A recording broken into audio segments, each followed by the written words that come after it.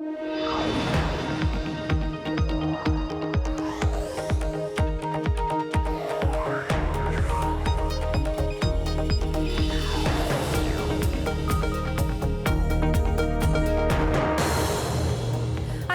San Francisco, and this is Bloomberg Technology. Coming up in the next hour, trade tensions tighten. China retaliates by vowing to slap tariffs on an additional $75 billion in U.S. goods. And President Trump signaled he's prepared to escalate. We'll tell you about U.S. tech stocks taking a hit. Plus, VMware has agreed to buy Carbon Black and Pivotal for $4.8 billion in its largest ever deals. Why those deals sent shares tumbling. And cyber defenses. A new U.S. cyber agency says priority number one, countering threats from China. How it plans to keep the tech supply chain safe. First, to our top story, ramping up the trade war. President Trump bared down on China in a series of tweets after the Chinese government announced a fresh round of retaliatory tariffs. Trump writing in part, the vast amounts of money made and stolen by China from the United States year after year for decades will and must stop. Our great American companies are hereby ordered to immediately start looking for an alternative to China. For more, I want to bring in our Bloomberg trade reporter, Sarah McGregor, who's been following all the back and forth. Sarah, talk to us about this new round of tariffs coming from the Chinese government. Soybeans, cars, oil. Who will be hit hardest if, in fact, these do go into effect, and how? Yes, so the fact that China's retaliating was long telegraphed by Beijing. When the Trump administration announced these new tariffs on $300 billion of goods, China, as it has all along in this trade war, said we will respond. So $75 billion worth of U.S. imports isn't a huge number, but of course China went after what it's done all along, these politically sensitive products, things like agriculture, cars, manufactured goods. So it really hits some of those states where they produce these items where Trump has his support base as he heads into his re-election. I think the big surprise Sarah, today is that Trump said he's going to respond. Moment. As you just mentioned, Trump said he was going to respond, and he has on Twitter. We've got a series of 4 tweets that crossed just as you joined us. He says, for many years, China and many other countries has been taking advantage of the U.S. on trade, intellectual property theft, and much more. Our country has been losing hundreds of billions of dollars a year to China with no end in sight. Sadly, past administrations have allowed China to get so far ahead of fair and balanced trade that it has become a great burden to the American taxpayer. As president, I can no longer allow this to happen. In the spirit of achieving fair trade, we must balance this very unfair trading relationship. China should not have put new tariffs on $75 billion of U.S. products, politically motivated, in parentheses. Starting October 1st, the $250 billion of goods and products from China currently being taxed at 25% will be taxed at 30%. Additionally, the remaining $300 billion of goods and products from China that was being taxed from September 1st at 10% will now be taxed at 15%. Thank you for your attention to this matter. All right, so escalating the tariffs there, raising the tariffs on 2 different batches of goods. Sarah, break that down for us. Yes, so I think, when we spoke with analysts today, a lot of them did expect that when Trump said he would respond, as we were just discussing, it would be through higher tariff rates. And as you can see, he's just ordered that. I think, it is a bit surprising because China, again, it's always retaliated. So the fact that Trump is enraged by the fact that Beijing is actually moving forward with its own response to really a provocation from the U.S. is a bit of a surprise in itself. Where Trump didn't go right now are some of the more worst-case extreme scenarios, where he might have announced cutting off investment or restricting access to the stock market or making it harder for U.S. companies to do their business over in China. So, I think there might be a bit of a sigh of relief that it sort of looks like about a 5% increment in those tariffs. But still, it's U.S. companies, we've heard time and again, U.S. importers who are paying those tariffs. So there's probably a lot of pretty upset executives right now crunching the numbers, thinking about what kind of cost this is going to be for them.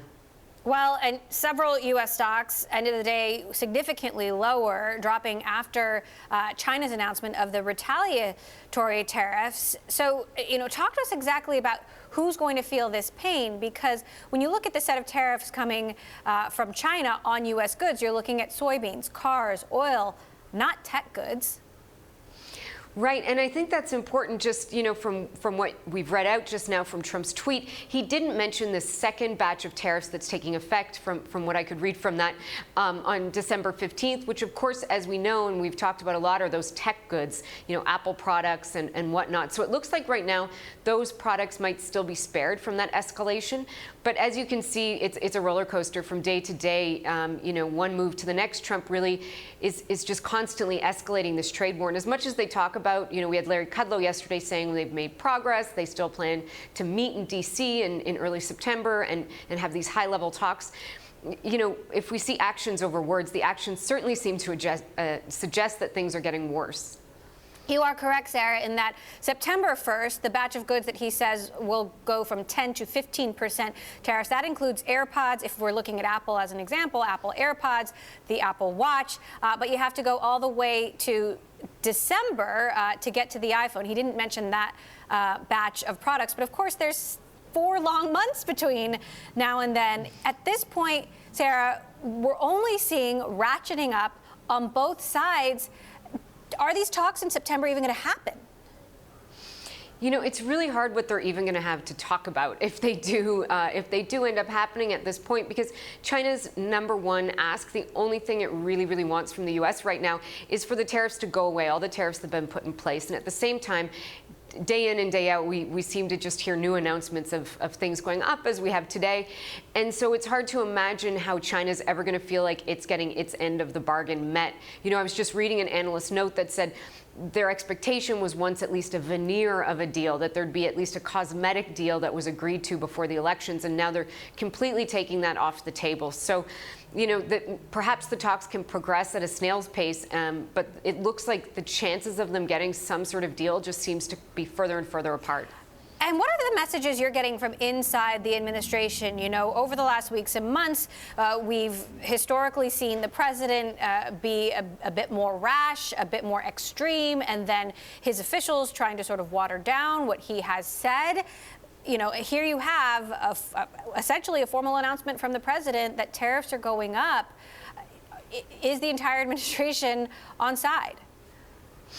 I think if, the personal role that Trump's taking really in leading this charge is sort of indicated in the fact that he's now tweeting these pronouncements. I think, early in the process when we had these tariffs against China, it was very much being led by USTR. Official notices would go out. It was kind of following a more methodical process where a press release at least was written up, and, we'd hear that companies had been called ahead of time. Tweets like today that just came across your desk, that sort of suggests a little bit more of a rapid fire approach that, Trump, we did know had a meeting today in the Oval Office. He's headed tonight to the G7. And so, it seems almost that the Trump administration really did sort of make this up a bit more on the fly. They may have always had in their back pocket, but the decision really came down to Trump, and he sent that out in a tweet as the, official notice to the world. Right, and we're going into the weekend now, and the weekend in Asia. I also want to bring in our Peter Coy, our Bloomberg Business Week economics editor. Peter, you've been following all of this as well. So, what is your take on the president now announcing 2 new rounds of tariffs in addition to China's retaliatory tariffs announced this morning? Now the next question, will China retaliate for the retaliation against the retaliation against the retaliation? Really, it's gotten to the silly stage here where the tit for tat just keeps going on and on with no end in sight. And that's why I think the markets took it so badly today, even before the markets, of course, closed in New York before this tweet came up from the president. But they're probably not going to take it too well, because it just adds to the evidence that Trump is determined not to get the last word. And unfortunately, so is President Xi Jinping. So what do you imagine, Peter, will be the next move by the Chinese government, the next move by President Xi? The straightforward thing would be to match, which is what they've been doing up until now. The Chinese have been trying not to get out ahead of the U.S. on tariffs, but rather to respond in kind. And if they kept that up, then they would slightly notch higher the tariffs they just announced. It could be that they'll try something a little different, something to do, I know your show is all about tech. Maybe they'll find some reprisal against U.S. tech companies equivalent to the U.S. actions against Huawei. I'm just purely guessing here, but in other words, she may look for some other mechanism for retaliating at this stage. Right, and it's hard not to think about Apple, which is a company that last year got 20% of its revenue from China. That said, Sarah, if you think about it, and this is part of President Trump's point, given the trade deficit, China just can't tariff or tax half as many goods as the U.S. can tax coming from China, given how many goods we bring into this country and the vast difference between that and what China brings in from the United States, correct? That's correct. You know, one thing that people miss is that when you tariff the first little bit of goods on a country, you're hitting the ones that you don't need very much, so you're not going to feel a lot of pain from them. By the U.S. basically putting tariffs on almost everything that comes from China, it's hitting things that really do hurt the U.S. much more. So that's why Tim Cook met President Trump for dinner at his golf course in Bedminster, kind of saying, look, you realize this is going to hurt the U.S. companies. It's going to hurt Apple because it'll hurt Apple versus Samsung because Apple's products will be subject to tariffs and Samsung's won't. Is that really what you want, Mr. President? And I think that Trump did seem to acknowledge that that was an issue, but it's not an issue just for Apple. It's an issue for a lot of American companies and, of course, a lot of American consumers. All right, Peter and Sarah, hang on, because I want to bring in our Gene Munster of Loop Ventures, who, of course, covers a number of different tech companies, has covered Apple for a really long time, and our own Ian King of Bloomberg Technology, who covers chips. Gene, I have to start with you because you have been saying time and again that you didn't think these tariffs would ever hit Apple products. Would you say the same thing right now? I would. I don't think much has changed. This 5 to 10% probability that Apple products will be tariffed, and understand that Tim Cook meets with the president for strategic reasons. If the probability was 0, they probably would not meet. But I do think it's important to understand the purpose of the tariffs. They're to have a negative impact on China.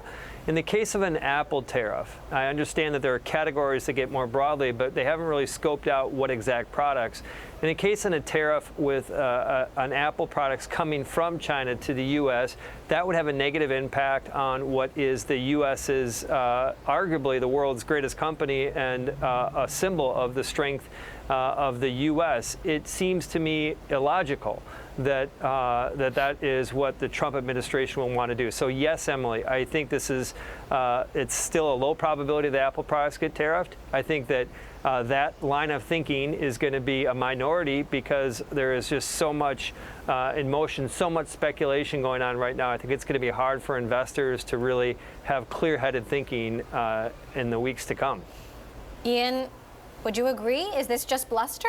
I don't think so, no. I mean, I think, if you're in the electronics industry, China is your biggest market. I mean, Gene's talking about Apple. We've already seen one of the consequences of the US action against Huawei is that they focused on their domestic market and took market share away from everybody else in China.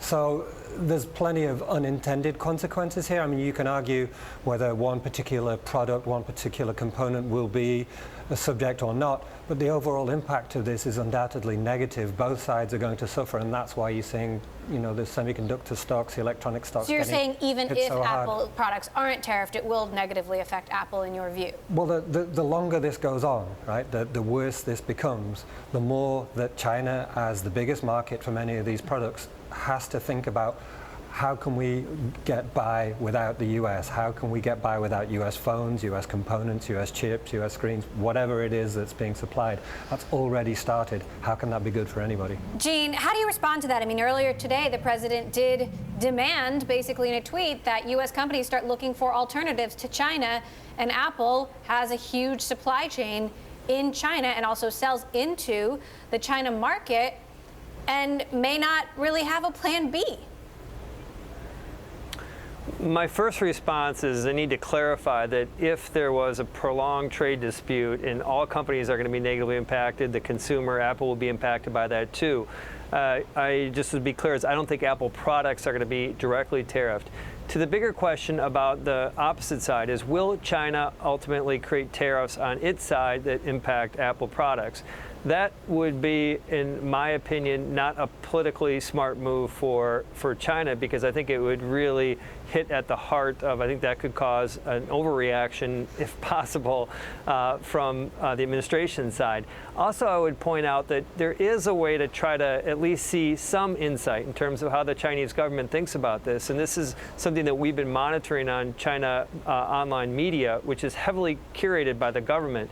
Is that the messaging, I haven't checked it as of today, but the messaging's been relatively neutral to slightly supportive of Apple, surprisingly. And I think what that tells you is that if there was going to be a move that where, for example, China would tariff Apple products in China, have a negative impact on 11% of Apple's business, mainland China.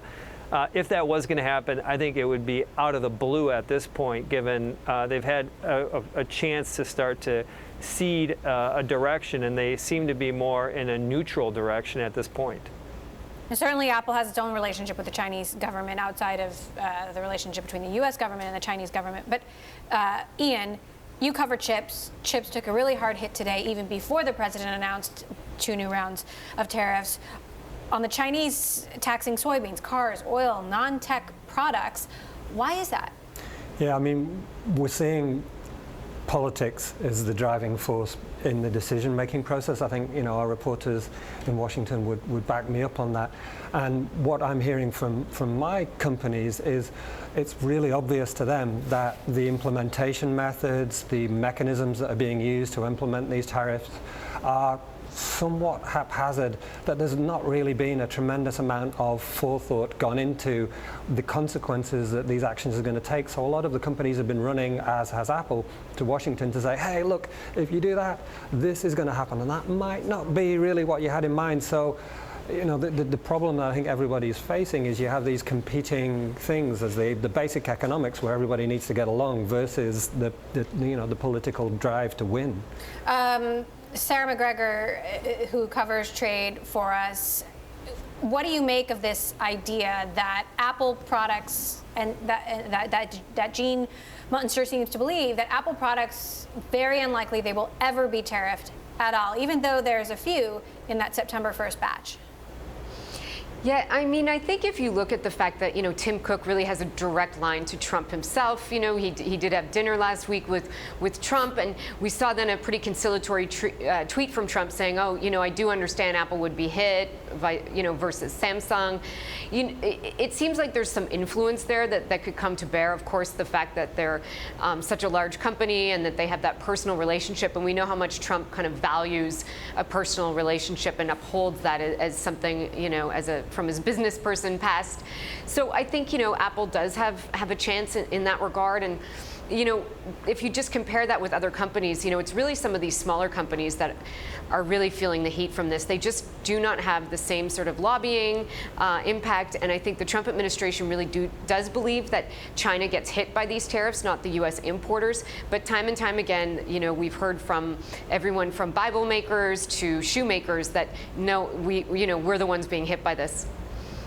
So, Gene, and look, the president made a lot of Tim Cook just calling him on the phone. I mean, first there's dinner, and then there's, you know, Tim Cook just picking up the phone with a direct line to the president, and he appreciates that. But if you're Tim Cook right now, you're probably putting your head in your hands, aren't you? I mean, are you thinking about Plan B? Are you putting Plan B in place? And Plan B is a complicated. One thing I want to emphasize about Plan B is that gets overlooked during days like today is that China is an opportunity for Apple. Is one of the few companies that has an opportunity in China. I think as they contemplate, as Tim Cook contemplates Plan B, this is 17% of the world's GDP. Now you can build a case that maybe that declines to 15%, maybe it increases. But if you look at it's U.S. at 24, China at 17, the next best we get down to Japan, Germany, France, all kind of right around 5%. It's a pretty big step down. So I think any plan that is in the mix is going to think about this over the long term. That's one of the things that Tim Cook has been brilliant at, is this ability to manage the company over a decade, and I think that ultimately that is the plan B. So what does that mean? Just quickly, what does it mean? I don't think it means a retreat, an outright retreat from China. I don't think it could mean some diversification in terms of the manufacturing, but I do believe that they will continue to work aggressively to try to sell products in China. So, Ian, what about the companies that aren't Apple, that don't have dinner with the president, who CEOs aren't calling Trump directly on the phone? Which companies are they, and what are they doing right now? Yeah, no, you're absolutely right. That's a very good point to make. Companies like Xilinx, right, chip maker that makes FPGAs. What the hell is an FPGA? Please Probably somebody in the administration doesn't know, but this is an essential part for 5G phone networks, right? So obviously, when this US government decides to go after that, a company that makes an essential component that relies on Huawei as a big customer gets hit by that, they have little or no opportunity to have a say in this. Companies of that ilk are in a really tough spot. So that's what the market's dealing with. Well, and you bring up a really good point, because of course Huawei is the leader in 5G, and if we're not buying parts from Huawei and some of these other companies that make 5G products are also getting hurt, does that hurt the U.S. ability to become a leader in 5G as the world is moving towards this new network? Right. Well, I mean, again, we're in the arena of unintended consequences, right?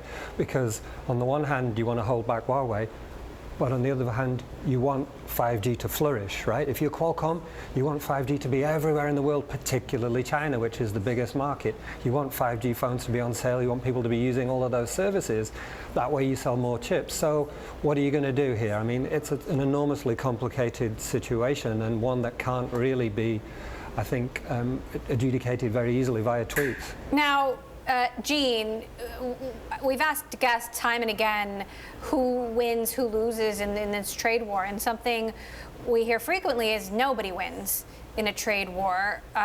Would you agree in this trade war, nobody wins?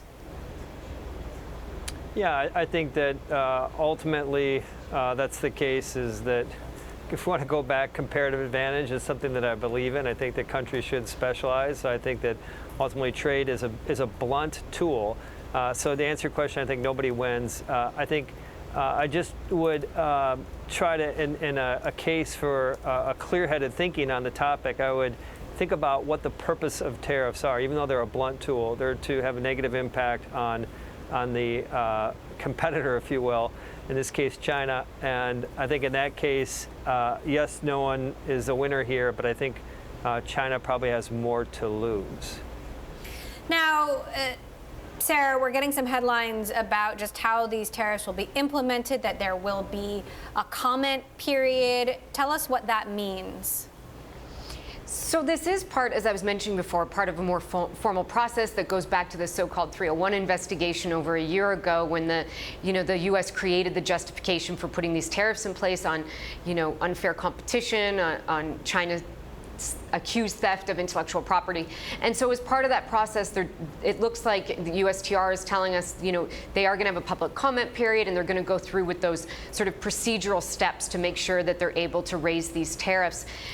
But that being said, I think we're talking about, the business reaction potentially to this, whether it's tech companies or otherwise. No one really woke up this morning expecting this. It's really hard to imagine that, it could have just sort of, in a matter of hours, escalated. A company paying a certain tariff that was already causing pain of 25% is now going to have to think about 30% suddenly, throw out their plans for the weekend so they can redraw their financials. I think it's, as much as there will be a comment period, I think the Trump administration hasn't necessarily withdrawn from a plan altogether from these public comments. It may have taken one or two items off a list, but it'll be little solace to businesses that really had no idea when they woke up today that there'd be any sort of escalation of this scale. Now, Peter Coy in Washington, who of course covers trade for us, in New York, given the escalation here now on both sides, how much hope do you have that these talks will actually restart in September? course. Or that this won't have, that this won't continue to escalate. So, right, Larry Kudlow is one of the doves, I would say, in the White House, and he's the one who wants the talks to happen. He said there was a productive, constructive conference call between deputies of the two sides this week, and that he said that the Chinese want to come to Washington in September for talks that could lead eventually to a meeting of the principals. The Chinese may decide that that's off the table now just because they don't see a path forward. Even if there is a meeting in September, it wouldn't be, I doubt it would be Trump and Xi getting together at this stage. There's just too much bad blood at this point. It would take a lot of arrangements between the lower level people to get anywhere close to having the two heads of state in a room shake hands on a deal. I think we're a long ways from that right now. All right. Well, we're going to continue to follow the headlines as they come in. Our Bloomberg trade reporters Sarah McGregor and Peter Coy, Ian King of Bloomberg Tech, Gene Munster of Loop Ventures. Thank you all for joining us again. President Trump announcing 2 new rounds of tariffs. One set of tariffs on October 1st, $250 billion worth of U.S. goods. The 25% tariff on those goods currently will rise to 30%. And on September 1st, $300 billion worth of Chinese goods. The president had said those would be tariffed at 10%. Now he's saying that will rise to 15%. All right, coming up, more on trade. We'll tell you what it all means coming up. This is Bloomberg.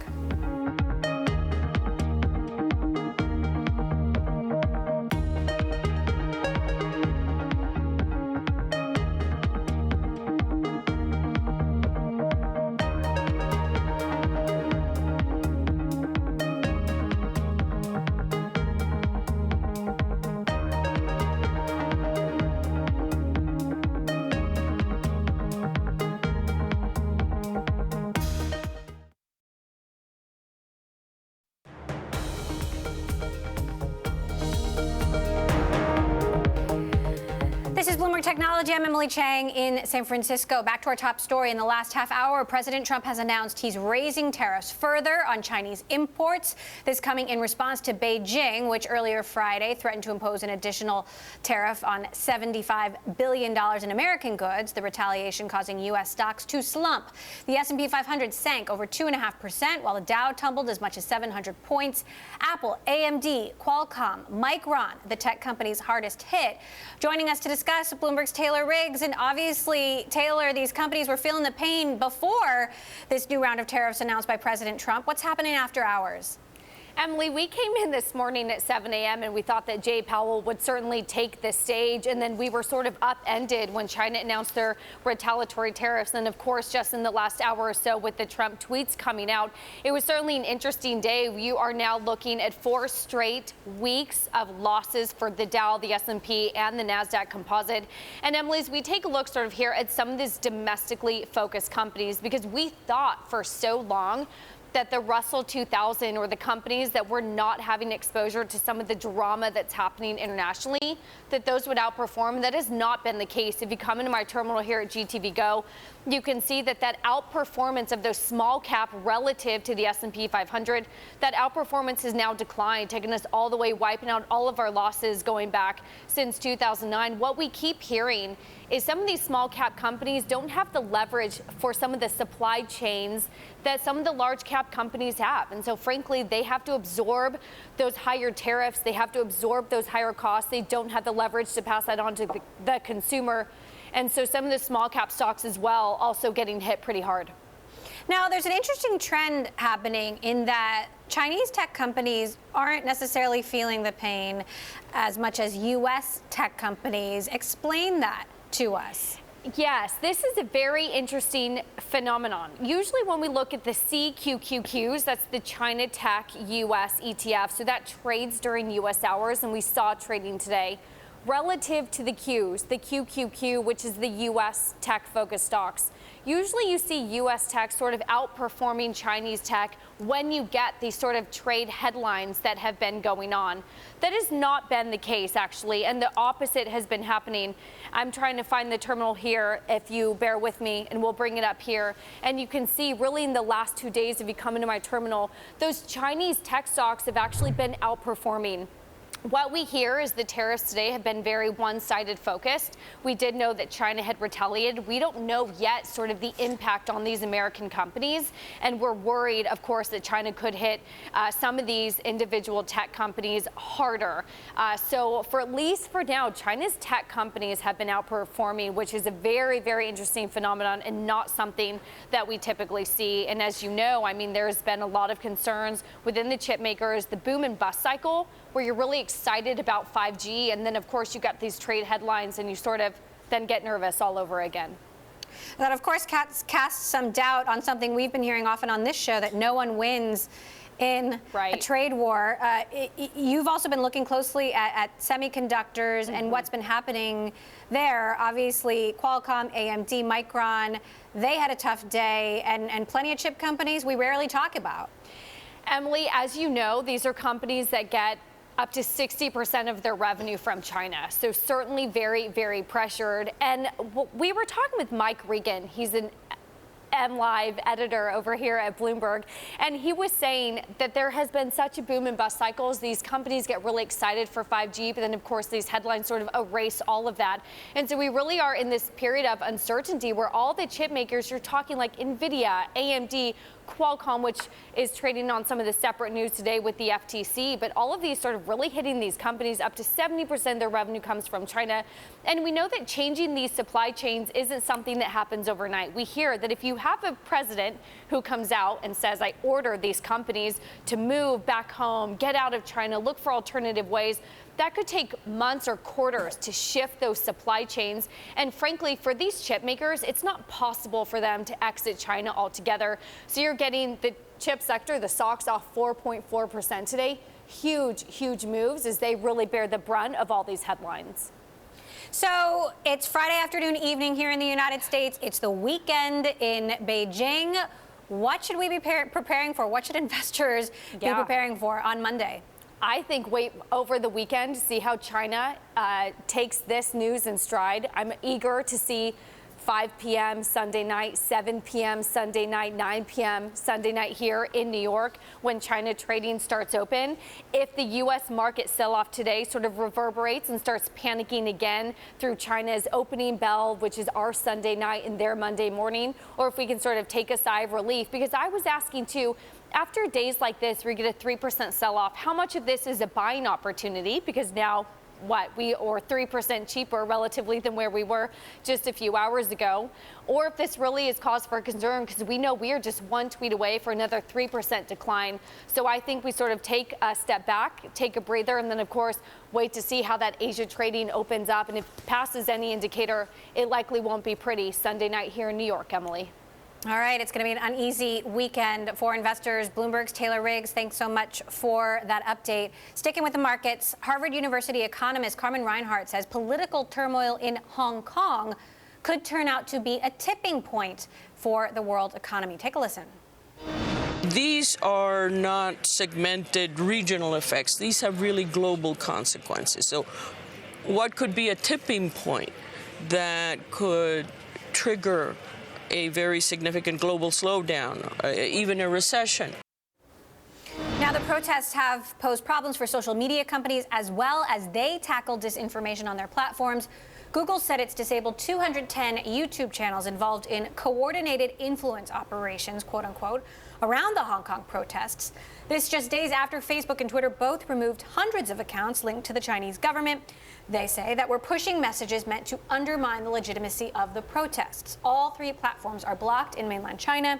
Joining us to discuss Electronic Frontier Foundation Director of Strategy Danny O'Brien and Bloomberg Sarah Fryer and Mark Bergen, who cover these companies. So as this trade war rages on, Danny, Beijing has this situation in Hong Kong where these protests continue to go on for days and weeks and months. What do you make of the fact that the Chinese government is devoting some amount of resources to disinformation about those protests on social media platforms that are blocked in mainland China? Well, I think this is the world we live in right now. I think all states now practice some level of influencing opinion. I think it is significant that the Chinese government is seeking in these interventions to influence world opinion more than anything else. Because one of the things that you have to bear in mind is that one of the consequences of these social media services being blocked in China is that no voice of mainland China is being heard on those systems either. There's already an imbalance. And so what we see with social media sites sort of intervening in this way is more shifts. It's one of those things where a business decision is going to have geopolitical consequences, but is it riding the scale or is it shifting it in a natural direction itself? We had a China expert on earlier this week who actually was quite surprised that the Chinese government would spend some time on this, and it was perhaps sort of an admission of some kind of defeat or desperation. Sarah, talk to us about the aftermath of these revelations from Twitter and Facebook and what the companies have been doing, because they're not used to tackling disinformation from China. Russia and Iran is one thing. China is a new breed. You're right. This is the first time we've seen a broad takedown of misinformation coming from China.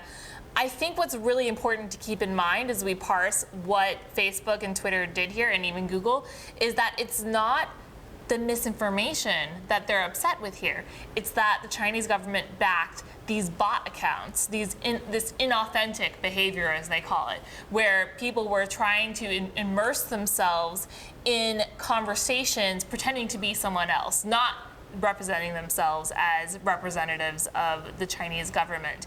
And that's really where the companies get involved. They do not get involved in the government having their say. In fact, we reported this week that Twitter has actually been helping Chinese officials get verified and promote their messages on Twitter to countries outside of mainland China. So many fascinating and complicated dynamics at play here. Now, what's interesting about the difference in the response between Google and Facebook and Twitter here is that Twitter said they would stop taking ads from state-backed media companies, whereas Google said they would continue to take that money. Right? And I believe Facebook as well. And Google and Facebook Google was obviously in China, and a decade ago left. Facebook has been trying to get back in. The companies have both been operating pretty significant advertising businesses in which they take money from major Chinese companies like Huawei, Lenovo, and they spend outside of China. And that's clearly been a big market and a growing one. The companies haven't really talked about it very much, and clearly, especially in Google's case, with a lot of the political toxic, their relationship with China, they're saying nothing. In their messaging yesterday, they even just were very bare bones, like we took down these accounts based on patterns that we saw that Facebook and Twitter had recognized. Danny, how effective were these campaigns by the Chinese government? That's a really good question. I think one of the things to emphasize is that, first of all, campaigns like this are extremely cheap. These are bots, or at least collectively operated accounts, which means that you can get into the thousands without really having to lift a finger. It's a bit like spam. So as far as a state operation goes, this isn't a huge involvement. The next question, though, is really how effective are a bunch of people all saying exactly the same thing at exactly the same time? I think it's ineffective in convincing anyone, but it may help to disrupt the communications of pro-Hong Kong voices who, in the same way as any Twitter or Facebook conversation, will suddenly have a bunch of people saying the opposite thing and disincentivizing anybody from taking part in that discussion. Now, there's an interesting trend in that there's been a sort of conspiracy theory among the mainland Chinese that, given that we are in the middle of the trade war, that the U.S. is influencing the Hong Kong protests and the Hong Kong protest movement. Do you think that we're going to see more of this kind of disinformation on U.S. platforms by the Chinese government, especially as on the other side, we're in an overheating trade war? I think this becomes increasingly geopolitical, and so does the response to it. I think that one of the things that these social media companies desperately want to keep out of is any kind of political fight or any implication that they're on one side or the other. But when it's a trade fight between China, a place that blocks them, and the United States, which is their home base, it's inevitable that what they do is going to be seen through a political lens. All right, Danny O'Brien of the Electronic Frontier Foundation, thank you for sharing your thoughts. Sarah Fryer, Mark Bergen, thank you both as well. Coming up, China's cyber risks, how a new federal agency is looking to make sure the U.S. is protected from Beijing and says tackling threats from China is their top priority. We'll discuss that next. This is Bloomberg.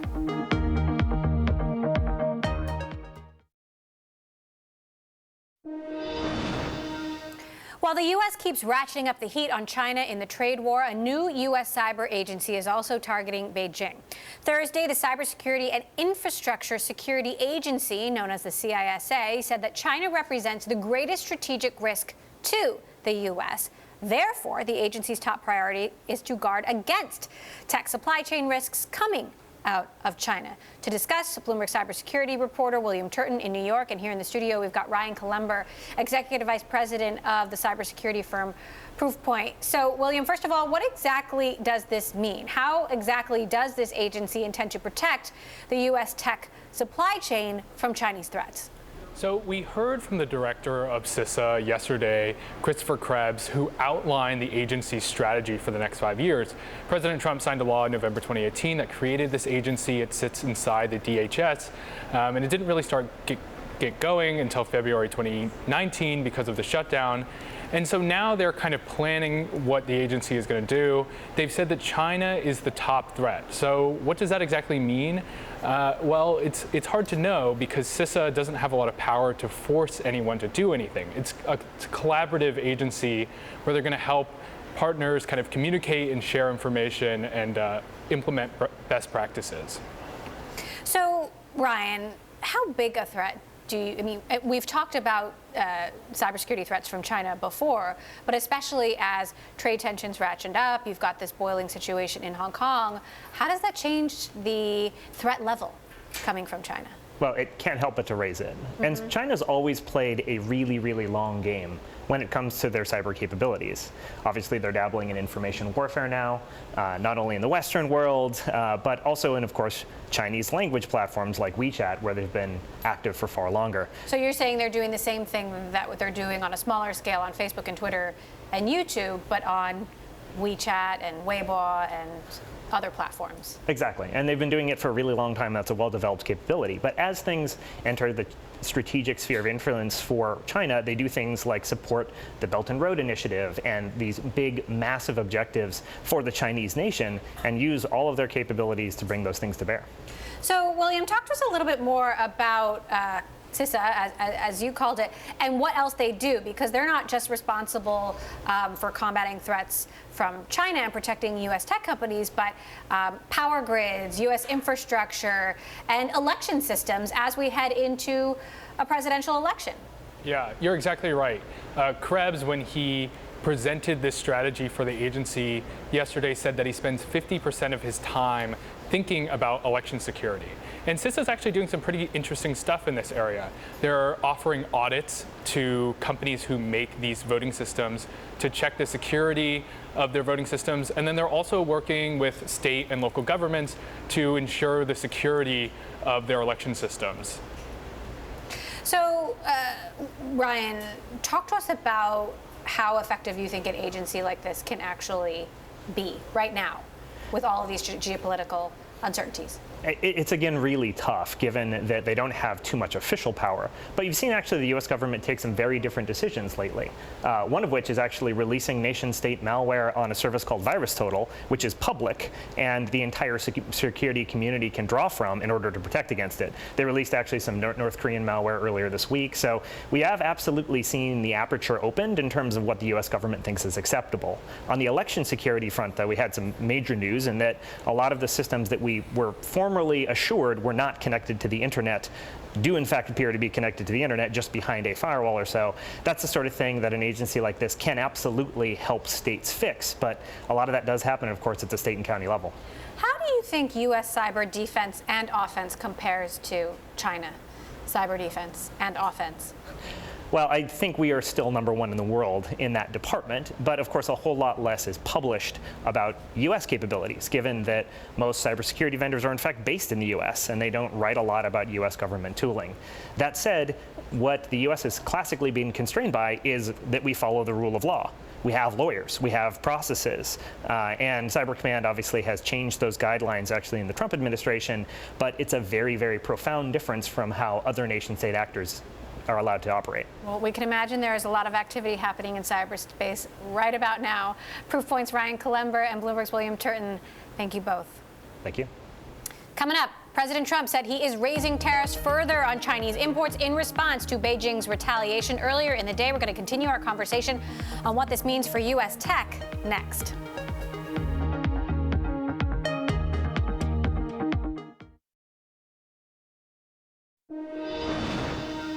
The U.S. is turning up the heat on China again. President Trump announcing in a series of tweets that duties on $250 billion worth of imports already in effect will rise to 30% from 25% on October 1st. He also said that the remaining $300 billion in Chinese imports will be taxed at 15% instead of 10%. Those take effect September 1st. Joining us now on the phone, Isaac Stone-Fish, Senior Fellow with the Asia Society. So, Isaac, trade war only getting hotter. What's your reaction? Wow. My reaction is wow. I don't think many people were expecting this escalation. I certainly wasn't. And I think it's forcing us to think more creatively about what could happen in the future. It does seem increasingly like this is not going to be settled really anytime in the next several months, perhaps not even before the election. And I think Trump is really taking the madman theory to heart and showing that there's a lot on the table that he's willing to push on.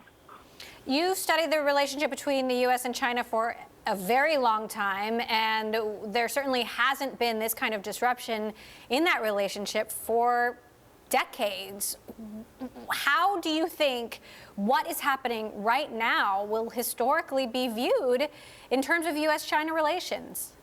I think it's a great question, and it's hard to know what the effect of this is going to be. I would say it's impossible to know. I think the view now, actually the view before today, because today does feel quite extreme, was that people don't appreciate the method by which Trump is pushing China, but they do appreciate that he's breaking out of the box that past U.S. presidents have kept the U.S.-China relationship. And I think the worry that we have today increasingly is that Trump is not thinking this through at all and is acting quite impulsively and is really opening the floodgates to things getting much worse. I think just ordering U.S. companies to leave China is a pretty striking remark, to say the least. Ordering them to find an alternative. He's also putting presidential candidates in an interesting position, forcing them to inevitably take a position on China as this campaign